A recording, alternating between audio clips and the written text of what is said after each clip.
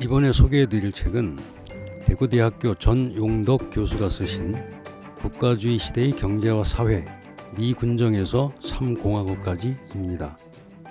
이 책은 미군정부터 3공화국까지의 기간 중 우리나라 경제 정책의 기반을 이루고 있었던 경제 체제와 정치 철학을 규명하고 이에 기반한 경제 정책의 내용과 그 영향들에 대해서 오스트리아 학파 경제학의 시각에서 광범위하게 살피고 있습니다.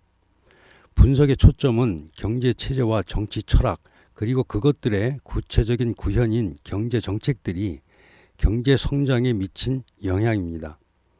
특히 경제 성장에서 가장 중요한 요인이 자본의 형성 및 축적이기 때문에 경제 정책들이 자본의 축적에 어떤 영향을 미쳤는가 하는 것이 주요한 분석 내용이 되고 있습니다. 나아가 이 책은 현재 한국 경제가 처하고 있는 위기적 상황도 미군정부터 3공화국까지 유지되었던 경제 체제 및 정치 철학이 그대로 존속되어 오면서 초래된 문제라 보고 있습니다. 따라서 한국 경제 위기 해법까지도 자연스럽게 도출되고 있습니다. 저자는 미군정부터 3공화국까지의 정치 철학을 국가주의로 보고 있습니다. 여기서 국가주의란 국가의 이익을 개인의 이익보다 절대적으로 우선하는 이념 또는 사상을 말합니다. 이런 의미에서 국가주의는 자유주의 및 개인주의와는 대척점에 있는 사상입니다. 이 국가주의 정치 철학이 경제 부문에서는 간섭주의 및 사회주의로 나타납니다.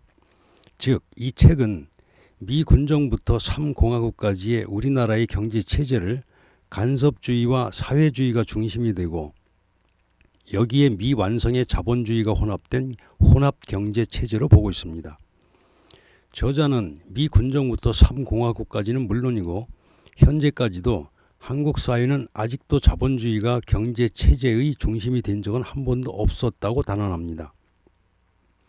즉, 이 책을 처음부터 끝까지 관통하는 대주제는 우리 경제를 움직였던 사상 또는 이념이 국가주의 및 간섭주의이며 이것이 어떤 식으로 경제 정책에서 구현되었는지 그리고 그 정책들이 경제 성장, 특히 자본 축적과 관련해 어떤 영향을 미쳤는지를 살펴본 것입니다.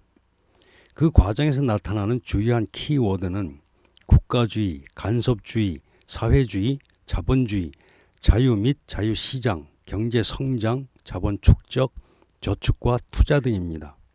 이 책은 총 2권으로 구성되어 있습니다.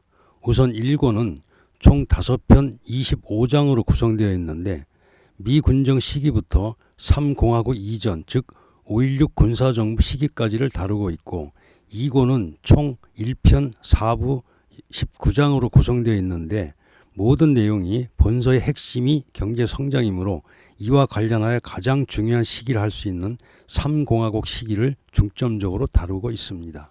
1권에서는 우선 책을 읽고 이해하는 데 필요한 경제체제 및 자본주의 성립 요건 등에 대해 간략한 설명으로 시작을 합니다. 이어 미군정의 국가주의와 경제정책, 1공화국의 국가주의와 경제정책, 5.16 군사정부의 국가주의와 경제정책에 대해 설명하고 있습니다. 특징적인 것으로는 예를 들어 귀속재산 불화 문제와 관련하여 그 정책이 어떻게 이루어졌고 어떤 영향을 미쳤는가 하는 분석에만 머물지 않고 귀속재산의 정당한 소유자가 누구였는가를 밝히면서 귀속재산 불화의 절차적 정당성에 대해서도 분석하고 있는 점입니다. 누가 정당한 소유자인가 하는 소유권의 정당성 문제는 1공화국의 농지개혁과 관련해서도 다시 한번 논점이 되고 있습니다. 또 다른 특기할 만한 것은 노동시장 정책, 특히 노조 정책에 대한 평가라고 할 수 있을 것입니다. 대부분의 다른 정책들에 대해 비판적인 주장과는 달리 미군정부터 3공화국까지의 노동정책에 대해서는 긍정적인 평가를 하고 있습니다. 예를 들어 1공화국에서 노동자의 경영 참가권을 허용하지 않고 노동자의 이익 균점권을 사실상 폐기했던 것에 대해서 기업의 경영과 소유에서 사회주의 또는 공산주의가 되는 것을 막은 것이라며 매우 높게 평가하고 있는 점입니다.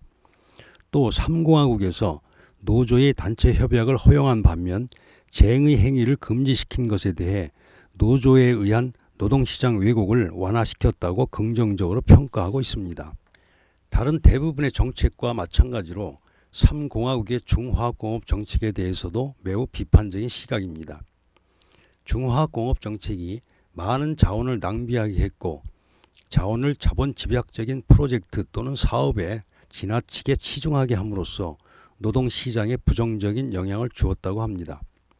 또한 3공화국의 경제 성장을 높게 평가하는 대부분의 연구자들은 보이는 것만을 보았을 뿐 보이지 않는 것들, 측정할 수 없는 것들에 대해서는 분석하지 않았기 때문에 잘못된 결론을 내린 것이라고 비판하고 있습니다. 여기서 보이지 않는 것이란 정부의 중화공업 정책에 의해 다른 부문들에서는 자원이 부족해지고 자원 사용의 대가를 비싸게 지불해야 하며 그 결과 경쟁력이 약화되고 시장에서 퇴출되는 등 자원의 비정상적인 낭비가 발생한다는 것을 말합니다. 수출주도 정책과 관련해서는 외환 정책의 문제점을 지적하며 외환 정책이 사실상 수출을 촉진한 것이 아니라 억제했다고 주장하고 있습니다. 이 책은 오스트리 학파의 관점에서 한국 경제를 들여다본 것입니다. 이에 따라 오스트리아 학파의 특징 중 하나인 통화 정책의 중요성을 매우 강조하고 있는 것도 이 책의 하나의 특징입니다.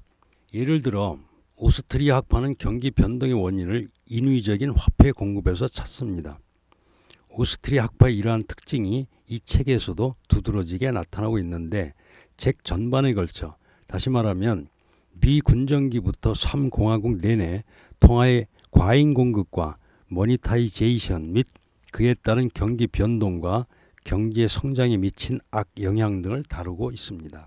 저자는 미군정부터 3공화국까지의 우리나라의 경제 체제를 간섭주의와 사회주의가 중심이 되고 여기에 미완성의 자본주의가 혼합된 혼합경제 체제로 보고 있습니다. 나아가 저자는 이런 미완성의 경제 체제가 현재까지도 여전히 존속되고 있다고 평가하고 있습니다. 그리고 이 경제 체제가 현재 한국 경제에서 나타나는 갖가지 부작용과 위기의 원인이라고 진단하고 있습니다. 따라서 한국 경제의 위기를 극복하고 지속 가능한 발전을 위해서는 사회주의적 및 간섭주의적 정책과 결별하고 완전한 자본주의 방향으로 나아가야 한다는 것이 책 전편에 흐르는 저자의 일관된 주장입니다. 저자는 자유주의 경제학자로 유명한 대구대학교 전용덕 교수이며 도서출판 해남에서 2019년 4월에 출간되었습니다.